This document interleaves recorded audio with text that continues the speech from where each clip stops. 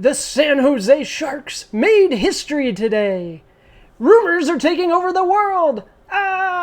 Welcome back, hockey fans. Welcome in if this is your first time to the channel. My name is Josh. This is the Hockey Flow, and today, it's Tuesday, July 5th, 2022. That's right, we got history to get to today. We also have a bunch of rumors. I know we've heard the name PIERRE LEBRUN. Well, we got an article from The Athletic. It's all his, baby. So we're going to break down some of his rumors, his in particular, all on Today in Hockey. But first and foremost, we got to get to Today in Hockey history. Then we can get to those headlines, react to that big Sharks hire, and then we'll get to the meat and potatoes, our article deep dive. We're diving deep into The Athletic, PIERRE LEBRUN, his rumor rundown. We call it the rumor roundup around here. So we're going to get into that in just a moment. Stick around. If you do enjoy the content, take a moment, like the video, subscribe to the channel. I do appreciate it. Helps us out a ton as we're just getting started. And we're going to keep bringing you videos every day. Make sure you never miss one, right? All right, Today in Hockey history. On this date, July 5th, in 2013,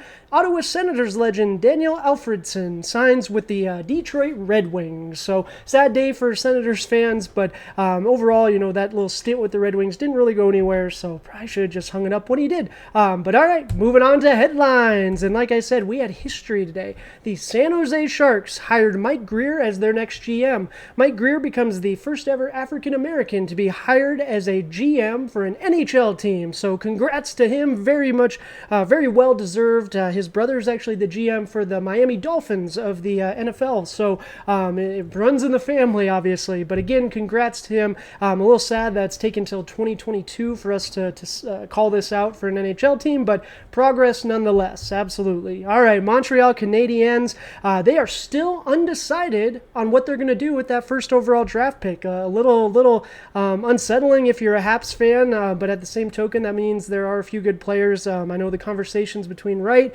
Slavkovsky, and Cooley. We've done videos covering all three, so make sure you check those out. I think they got to go with Wright. I don't know. I like Uraj, but I think they got to go with Wright. But the Canadians did say that this decision is going to come down to not just the skill on the ice, but also how they're going to handle, or how the individual can handle the pressure off the ice. So this is Montreal we're talking about, home of hockey, right? So I get it. Absolutely, that should be in the decision-making process. So we'll be curious to see who they pick this Thursday.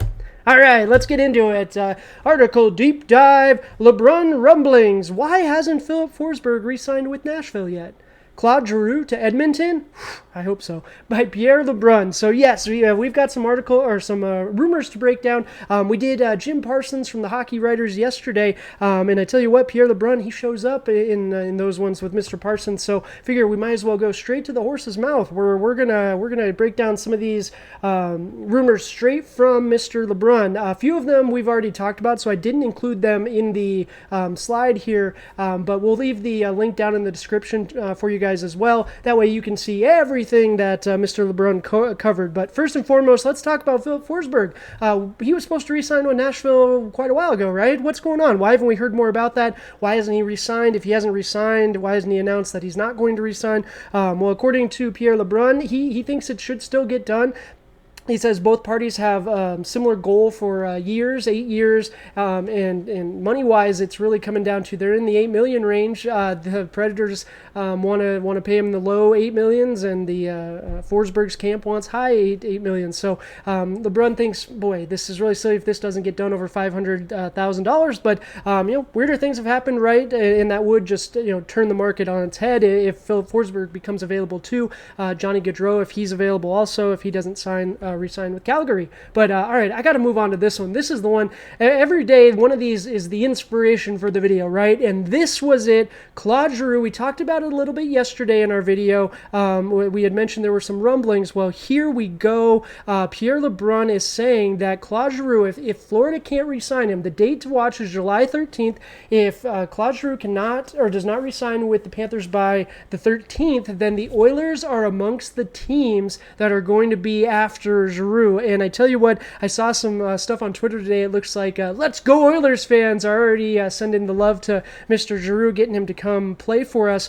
I tell you what, the versatility that he brings to a team. We talk about Evander Kane, right? Well, I tell you what, I would much rather use that money that they're thinking for Kane and invest into a couple of years of Claude Giroux. Heck yes, he can still win a face-off when it matters. He could play down the middle with Draisaitl on the wing in certain situations. Draisaitl down the middle too. He could play with McDavid. The possibilities are just endless. I love it. It would just be excellent. A mentor for some of our young guys too. I mean, we already got Leon. We already got Connor. You got Nuge.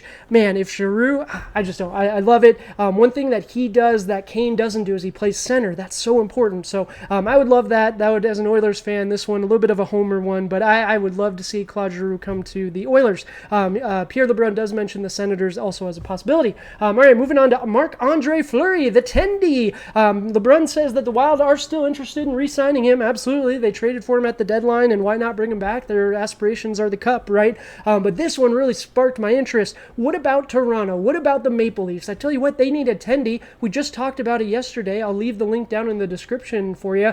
Soupy, right? The Leafs have soured on Soupy. What's going on there? Well, maybe they've already got a Tendy in mind. Maybe they want Fleury. He was fairly close to going there at the deadline. They were talking a deal before Toronto and Chicago, so why not now? If he wants to go to Toronto, I think that'd be excellent. Help them win, maybe get to the Cup, but got to get through the Oilers in the West, or well, the Maple Leafs are in the East, but have to get through the Let's Go Oilers in the Cup there. But Fleury can be picky, and so I pose this to you guys. What about Colorado? What about the Avalanche? And LeBrun talks about that too. What would stop Fleury from wanting to go to Colorado if Colorado decides they want to move on from Darcy Kemper, which, they won the Cup with him, but maybe, right? Maybe that could be a possibility, but Fleury's at a position in his career where he can be picky, and there are only 4, starting caliber tendies available, and probably 10 teams, LeBrun says, that need to upgrade tendy. So last but not least, we're moving on to Malkin and Letang. And I tell you what, one of these days we're going to get some news that's a little more progressive. We're going to get some advancement, but